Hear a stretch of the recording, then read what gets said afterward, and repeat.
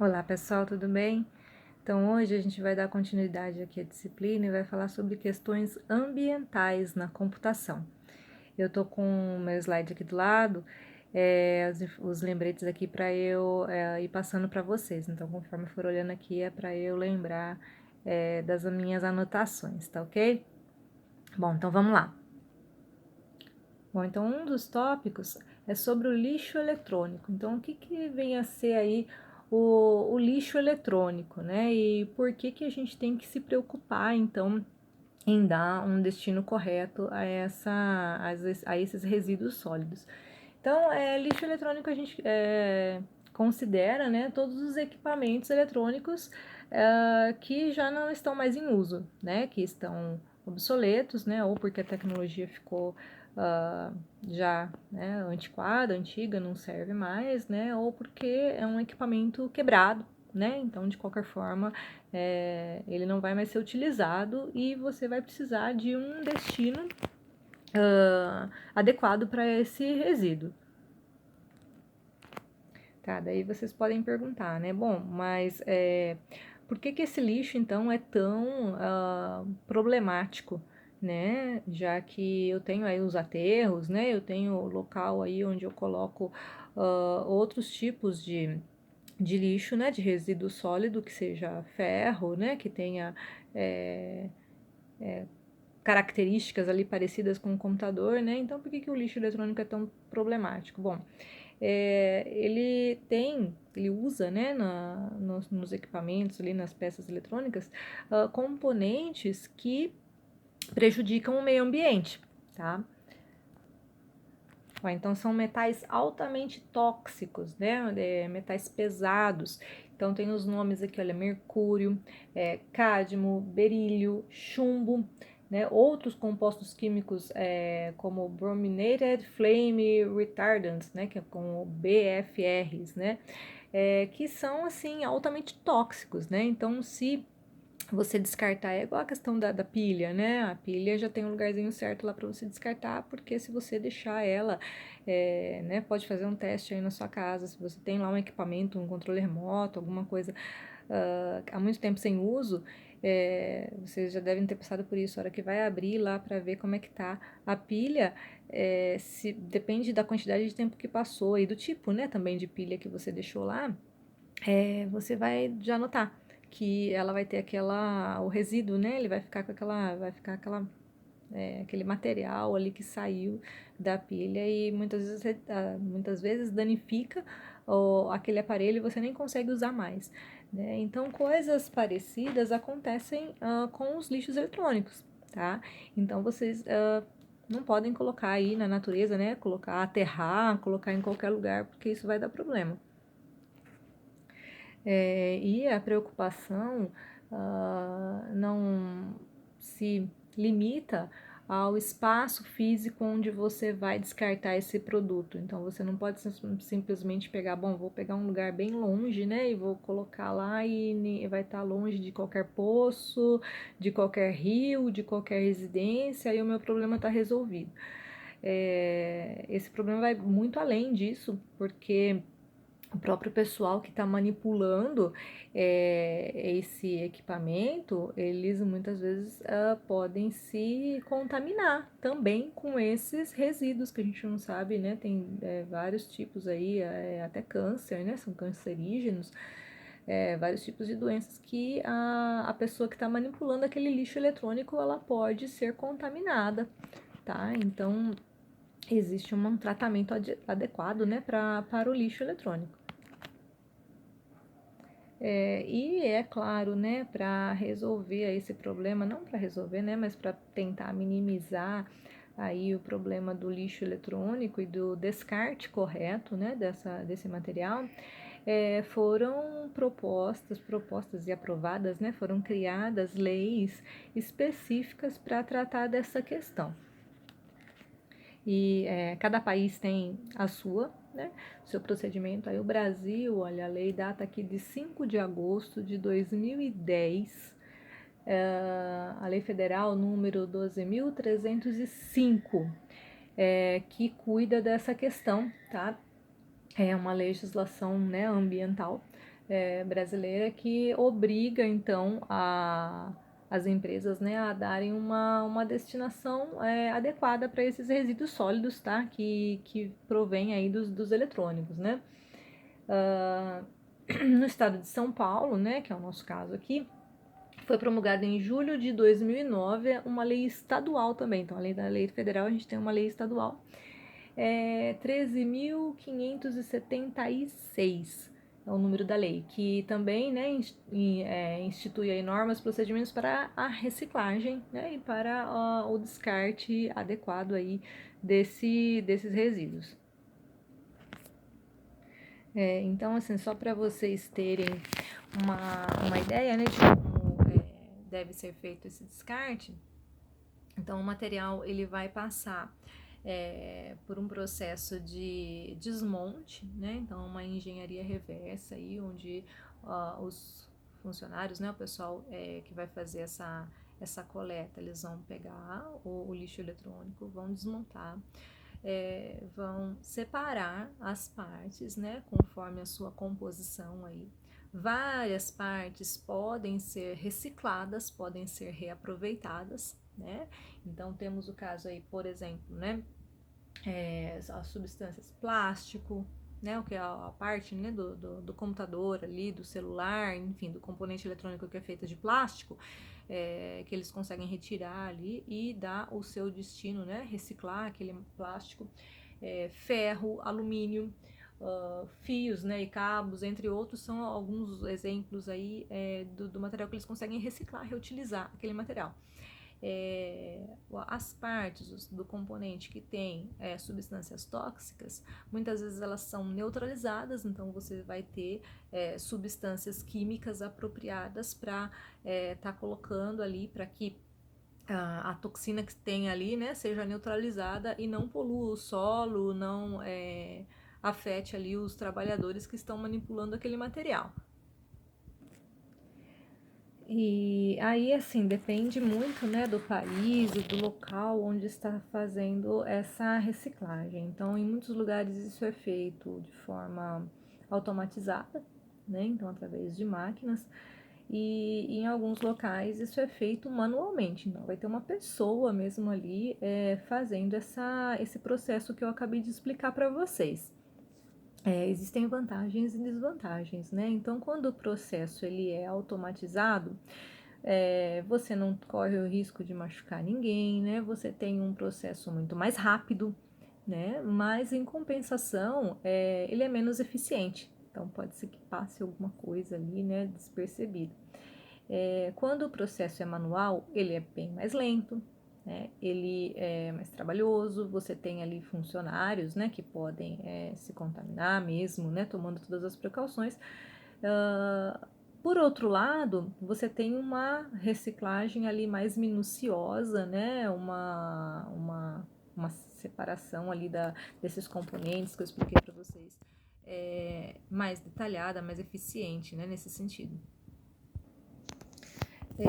E eu tô falando aqui bastante para vocês, né, sobre o lixo, né, eletrônico e como descartar, né, como reaproveitar, né, como neutralizar os componentes químicos. Mas esse problema dos componentes químicos, ele não está lá no final apenas, tá? Quando você está jogando fora, né, descartando o seu eletrônico, ele está também no processo de fabricação. Tá? Então, muitos dos componentes eletrônicos, já no processo de produção, né, quando você vai fazer o equipamento, na própria linha de produção, você usa ali elementos que também são prejudiciais ao meio ambiente e, obviamente, né, você precisa de um descarte adequado daquele material, tá? E isso também entra, né, na preocupação aí da nossa disciplina, né, que são as questões ambientais relacionadas à engenharia da computação de forma geral.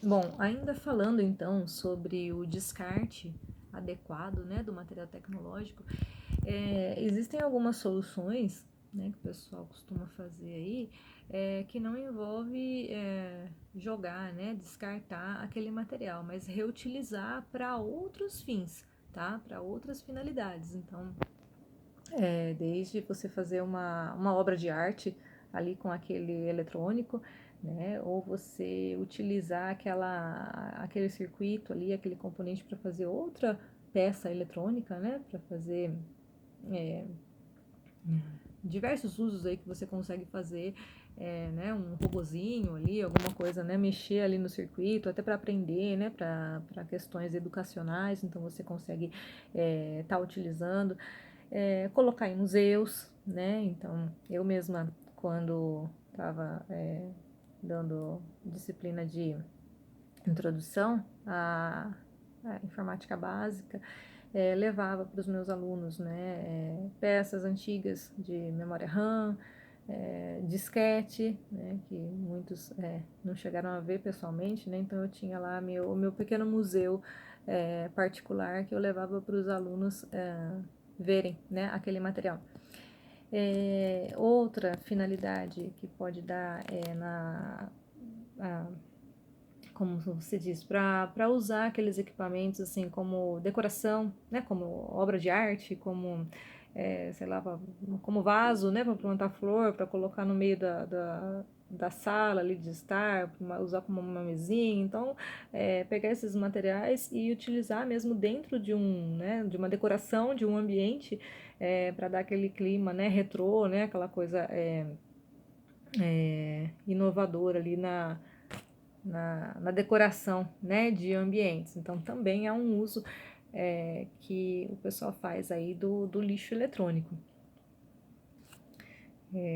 Outra coisa que acontece também é que às vezes o que é lixo para a empresa ainda dá para ser reutilizado em outros locais, né? Então, em escolas, em questões sociais, né? Então, por exemplo, num bairro lá mais carente, onde alguém vai fazer um projeto social, ali precisa de um computador, que às vezes para a empresa já é uma peça obsoleta, mas para aquele projeto social, né, para a criançada brincar ali, para acessar a internet, para fazer alguma coisa ainda serve, então também pode ser utilizado, né? Enfim, inúmeras associações aí e né, pessoal carente e tal, que não tem muito acesso à computação, pode-se utilizar desses equipamentos, né, que não servem de repente para colocar grandes programas, né, fazer grandes processamentos aí, mas para coisas mais simples, ele ainda está perfeitamente em uso, né, ainda pode ser perfeitamente colocado em uso aí. Então é uma outra finalidade que a gente consegue dar, um outro destino que a gente consegue dar para o chamado aí lixo eletrônico, né? Então, assim, concretamente, né, o que um usuário da computação pode fazer quando tem uma peça eletrônica em casa e não sabe, né, não vai jogar no lixo, né, enfim, o celular lá, você trocou o celular, tá com o celular antigo lá, não sabe o que fazer, né, não vai jogar ele no lixo. Então, você pode procurar a empresa, né, de repente até o próprio lugar onde você comprou o celular novo, por exemplo, né, o exemplo que eu estou dando aqui, às vezes eles ficam com o seu aparelho antigo, de repente até dando um valor em troca, né, porque às vezes aquilo ali vai ser interessante para a empresa que você está comprando, ou mesmo que aquilo lá não tenha nenhum valor, você não consiga nenhum dinheiro por aquilo, é interessante que você procure empresas, né, que aceitem esse material para que ele não seja descartado no lixo comum, tá?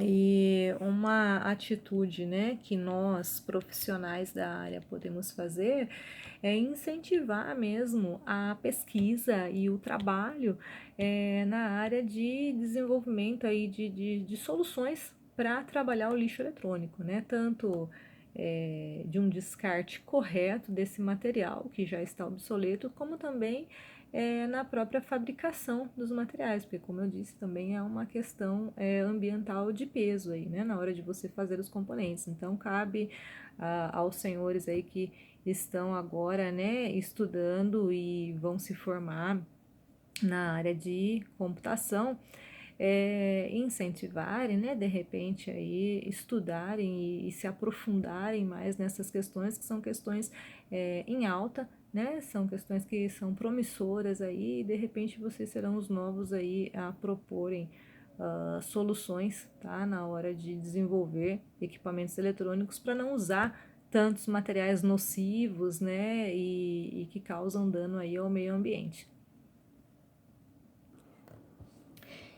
Então, nesse sentido, né, das pesquisas, existem alguns termos que vocês podem procurar, tá, no Google Scholar, né, ou nas plataformas aí de artigos científicos, para vocês verem o que está sendo, né, o que está rolando por aí, né, o que o pessoal tá publicando a respeito disso. E um dos termos em alta é a computação verde, né? Que aborda então esses temas, essa nomenclatura, né, computação verde, diz respeito aí à sustentabilidade, né, no que diz respeito ao lixo eletrônico, né, e aos componentes eletrônicos aí. Existem projetos como os que tem lá nas revistas da Sociedade Brasileira de Computação, estou com a edição aqui de 2018, que ele mostra, depois eu vou deixar esse documento para vocês darem uma olhada, trabalhos na área de hidráulica. Então, ele fala aqui, olha, é um projeto que busca desenvolver soluções tecnológicas para auxiliar o monitoramento hidráulico dos reservatórios e da qualidade da água, né? Então, não tem a ver com lixo eletrônico, né, como eu disse para vocês, mas tem a ver com a questão da sustentabilidade, né, e do impacto que a computação pode ter agora de uma forma positiva no meio ambiente, né? Então, como você usar a tecnologia para melhorar, né, para deixar aí um impacto positivo no meio ambiente. O nome aqui eu vou ler para vocês, o projeto Smart Water, Energy and Gas. Então, a sigla aqui fica Smart WEG, tá? Que é de Smart Water, Energy, Gas, né? Então, W de Water, né, da água, Energy, W, e o G, né, de Gas. Então, Smart WEG, Smart Water, Energy and Gas. É o projeto que cuida, né, justamente dessa questão hidráulica aí. E aqui na descrição, né, fala que a ideia é de forma simples e inteligente fazer o monitoramento e receber notificação de vazamentos e variações no padrão de consumo da água. Mas não é só com a água que o pessoal tá preocupado, não. Então, existem também pesquisas na área do consumo de energia, né? Então, os equipamentos eletrônicos, eles consomem energia, né? E hoje, como a gente tem muito dispositivo móvel, você não tem como fugir da bateria, né? Então, essa questão de como você fazer aplicações que gastem menos energia, né? Desde aí as questões ali que você tem, por exemplo, no celular, né, para você ali diminuir o brilho da tela, para você gastar, né, para trabalhar no modo de economia de energia, até as questões mais aí ligadas a quando você vai trabalhar com a rede, né, requisições HTTP, enfim, tudo que envolve aí processamento vai ter um custo de energia ligado a ele, né? E quanto mais os desenvolvedores de software, né, não de hardware, agora de software, trabalharem para que os programas necessitem de menos energia, menos você vai estar utilizando a bateria, né? Então também é uma questão relacionada aí a questões ambientais, a sustentabilidade, tá? Que é tema de pesquisa, né? Tema de preocupação aqui nossa como engenheiros da computação. Então aqui ele fala, né? Por exemplo, né? Para desenvolvedores faz sentido analisar o consumo de energia de um sistema, né, ou de um conjunto de funcionalidades de um sistema, é, para, por exemplo, rodar, né, num smartphone lá é uma aplicação. Então, você calcular, né, quanto de energia você está gastando do seu smartphone para rodar aquela funcionalidade, né, e tentar diminuir aquilo, né, mesmo que você tenha a capacidade de processamento do seu smartphone, né, mesmo que não seja problema de memória, nada, mas como você diminuir o consumo de energia naquela funcionalidade. Então, aqui ele fala, né? Um dos grandes desafios da computação hoje é buscar soluções para reduzir o consumo e custo de energia elétrica, né? Então, também é uma grande preocupação nossa aí, que atualmente são resolvidas aí, por exemplo, né, se desligando partes aí do dispositivo que não estão sendo utilizadas no momento, ajustar a velocidade do processamento, né? Então, são algumas das medidas que a gente pode ter hoje, né, para diminuir o consumo da energia. E aí fica, né, claro, aquela questão, né, de colocar na balança. Quando você está desligando um recurso, diminuindo, né, um recurso, você vai ter queda no desempenho também. Né? Então tem uma hora que não dá mais para você diminuir, né? Então tem que ver até que ponto compensa você mexer nisso, né? Colocar na balança. E aqui, ainda falando dessa revista, que eu vou deixar o link aí para vocês depois, se vocês quiserem se aprofundar, na página 21 da revista, para quem quiser ver depois, tem um projeto muito legal aqui, os autores é Antônio de Carvalho Júnior, Alfredo Goldman, Fábio Cone e Marcos Bucherich, que chama Internet of Trees, trees de árvore, não é tree não é o 3, é Internet of Trees, internet das árvores, onde eles descrevem aqui, resumindo, né, a história toda, depois se vocês quiserem ler, saber os detalhes do projeto, eles, hoje em dia, vocês já devem ter visto aí pela cidade, né, o uso de câmeras, sensores, né, para diversas finalidades aí, no meio da cidade. E esse Internet of Trees aí, eles usam esses sensores no meio, né, urbano aí da cidade, para monitorar as árvores. Então eles veem lá a qualidade do tronco da árvore, por exemplo, para antecipar problemas com as tempestades que derrubam a árvore em cima de casa, de fio elétrico, de gente passando, né? Enfim, causa até mortes, né? E esses problemas são evitáveis, né? E a solução para se evitar o problema não é ir lá e cortar todas as árvores e deixar aquele seara, né? Que é o que muita cidade acaba fazendo, né? Deixar sem árvore nenhuma, não. Então você consegue deixar ali um ambiente arborizado e tal, mas com um sistema de monitoramento inteligente que permite ali você ver e antecipar o problema, né? Olha, essa árvore aqui está com uma estrutura ruim e pode ser que ela caia na próxima tempestade, então vai ter que podar, né, fazer alguma coisa ali para revitalizar aquela árvore. Eles colocam até sensor para ver o quanto de gás carbônico aquela árvore está sendo, né, tá absorvendo ali, o quanto de oxigênio ela está produzindo, liberando. Então também esse Internet of Trees trabalha com isso. Então é um projeto bem interessante que trabalha nessa questão da sustentabilidade. Outras aplicações aí estão na área da agricultura, por exemplo, então você pode usar aí né, a tecnologia, a internet das coisas, tal, para melhorar os processos agrícolas, né, e trabalhar nesse sentido. A questão da água, como eu já falei, ela é bastante estudada, tá? Então tem aí dispositivos para você detectar vazamento, então que ele trabalha por mudança no padrão de consumo, né? Então, se você está acostumado que naquela região ali tem um X de consumo e aí você vê que aquilo lá mudou drasticamente, você consegue ali identificar um vazamento, né? Então, são questões aí diretamente ligadas à sustentabilidade, onde o engenheiro da computação pode trabalhar.